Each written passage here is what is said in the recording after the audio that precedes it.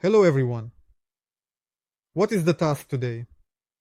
During the construction phase, twisted pair cables were laid for video surveillance. They buried bimetal, and now many years have passed and this bimetal has successfully rotted in the ground, despite the fact that it was placed in pipes, but bimetal is still bimetal. Aluminum begins to corrode when in contact with copper in the conductor, and the catalyst for this reaction is moisture, which is present even in the air. It is not necessary for water to come into contact with the cable. So it has been 10 years, of course, but if the twisted pair had been copper, it would still be serving its purpose. Unfortunately, the bimetal has failed, and a decision has been made to install an aerial line. I have laid it out parallel to the internet cable, but now the task is a bit different. The finishing has already been done, and the hole needs to be drilled as carefully and precisely as possible using trigonometric functions. That is, it needs to be drilled so that it comes out right above the soffit. To make it clear, I sketched a drawing in axonometry showing a three-dimensional view of this window. Please pay attention to the segment AB. You see, this green line indicates that if we simply needed to go outside and drill, it would not be accurately represented on the wall. We would drill straight out and exit outside, but in most cases there is an external wall outside. Additionally, it is also depicted here. When arranging the roof overhang, accordingly, in order to get above the roof overhang and exit, we need to drill to the right of the wall, not into the wall, but exit to the right, just above the roof overhang. You need to drill, not straight like this, but at this angle, which is the beta angle in this direction, and also lower it so that the drill goes higher at the alpha angle. This is how we need to drill at an angle. We need to calculate precisely in order to drill and come out just where the roof overhang is. We need to come out above the overhang so that the cable does not damage the facade, passing inside the roof overhang and entering the wall. And here, if I illustrate from the outside, the wall passes accordingly so that the drill does not hit the wall, but goes past it. We need to position it like this. I'll show it again. This means I am indicating the direction of drilling. It needs to be drilled like this. And it is essential to calculate precisely. We need to find these alpha and beta angles to ensure that the drilling follows segment AE. To do this, I made a cut in the horizontal plane. You could say it's a top view on this drawing. I depicted a top view cut in the horizontal plane, so to speak. Here we have the window slope. This is the window itself, and this wall goes outside. Here we have the hallway, which is not of interest to us. Accordingly, if we drill straight, we hit the wall directly, so we need to take a little to the right, at an angle. We need to find this beta angle, at what angle we need to enter the wall. To do this, we measure this distance, and this distance, find the difference between the distances and determine this segment BD. It turned out to be 200 mm. The thickness of my wall is 540 meters. In order to find the beta angle, I know that from my school geometry course. The tangent of beta is equal to the ratio of the opposite side to the adjacent side. This is a right triangle. Accordingly, the opposite side is BD 200 meter, and the adjacent side is AB 540 meter. That is, the tangent of beta is 200 divided by 540. This gives us 0.37. Accordingly, beta is the arctangent of 0.37. This results in 20 degrees. Next, here is the most interesting part.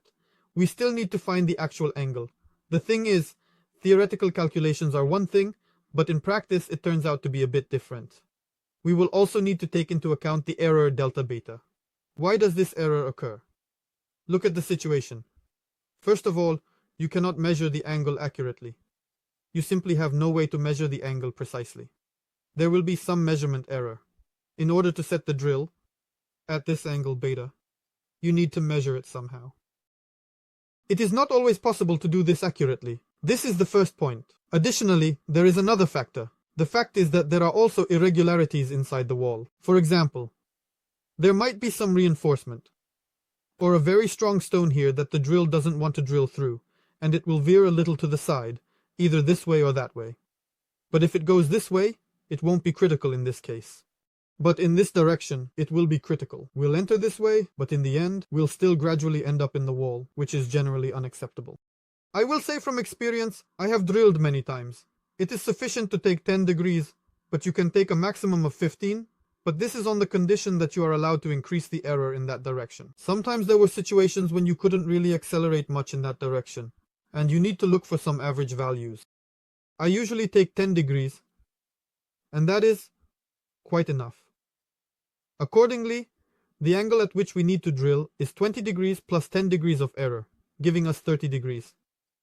So, before drilling, we draw a line perpendicular to the wall, measure 30 degrees, and we can set this plane at a 30-degree angle using a level. There is a green level that marks the plane.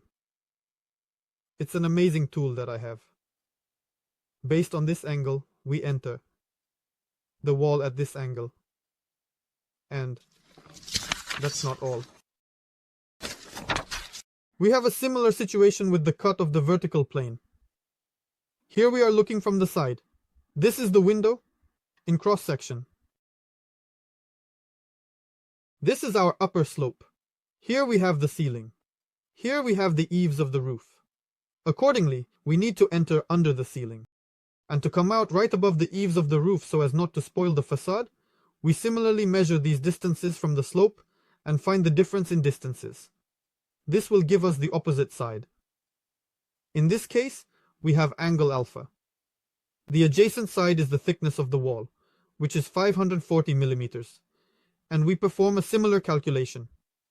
We find the tangent of alpha, which is 170 millimeters divided by 540 millimeters, resulting in 0.31. Next, we find the arctangent of 170 divided by 540, which gives us an arctangent of 17 degrees.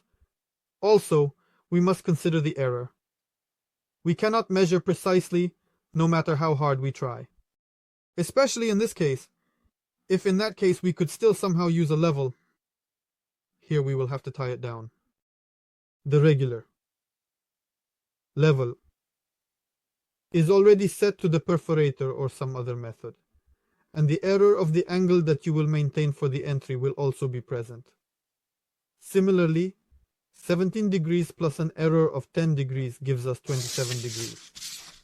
So, we will take 27 degrees upwards vertically and 30 degrees to the right horizontally. But that's not all. It should be noted that if we shift the drilling angles like this, the length of the drilling tunnel will increase. You may simply not have enough length of the drill bit. For this, we perform a verification calculation. In the horizontal plane, we need to calculate segment AD. Also, using the Pythagorean theorem, we obtain the hypotenuse of the right triangle ABD. I have made the calculations here, and the segment AD I got is 576 millimeters. Here it is, 576 millimeters.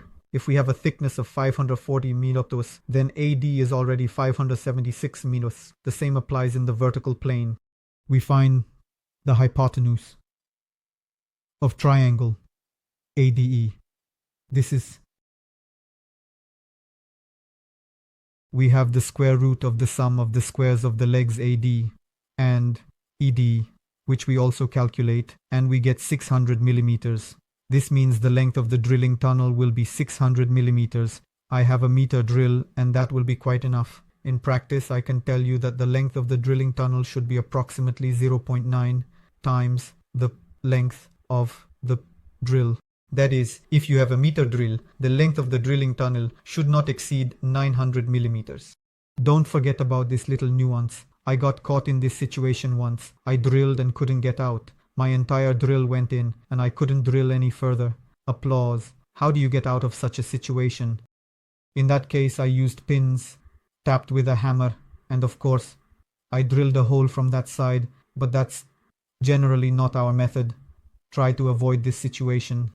If you have a boundary value and you realize that the length of the drill may not be sufficient, this can indeed happen.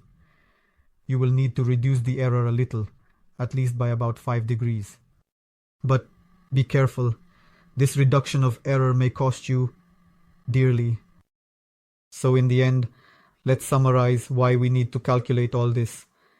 It is absolutely necessary not to conduct such activities by eye. You cannot drill by eye. The client who called you is paying for your work. If you try to drill by eye and end up hitting either the facade or some utilities, then other people will come, and at the request of that person, you will be in trouble. It's best to avoid these situations, as you can understand. Therefore, it is better to carry out this simple calculation and avoid all these nuances and do it the right way. I can tell you from experience that when I conduct these calculations in the presence of the client, they are simply thrilled with such an approach to work. So, pay attention to the tool used for drilling. Now, I have attached the level, you see. I set the level. Make sure the level is parallel to the drill. This is essential. It's better to put in the effort. I admit I was a bit lazy here. It should have been done more thoroughly. The level should be firmly secured and not move. That's the first point. The second point is that here you can set the angle.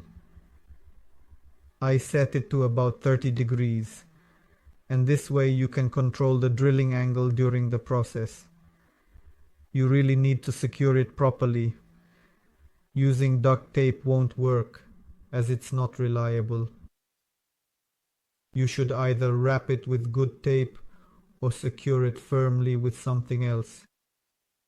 You need to think about how to do this correctly, but such work is done very rarely, and there's no real need for this device in such life hazards.